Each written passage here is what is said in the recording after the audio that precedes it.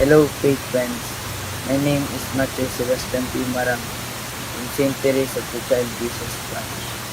The Gospel for today is Matthew 19:23 to 30.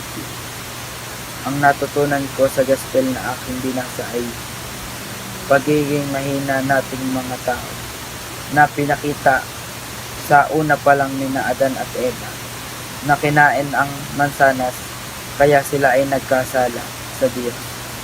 Ang sistema nating ito ay nadala natin hanggang sa paglaki. Kagaya ko po, na bata pa lang na sinusuway, wag po nating panatiliin na sinusuway ang ating mga inuutos. Para po hanggang sa paglaki natin, wag po nating madala ang masamang gawain. Matuto po tayong magbago, magsisi at humingi ng patawad sa ating mga kasalanan upang tayo po ay makapagbago. Ayun lang po. Maraming salamat. Visit us www.faithbook.ph. Thank you.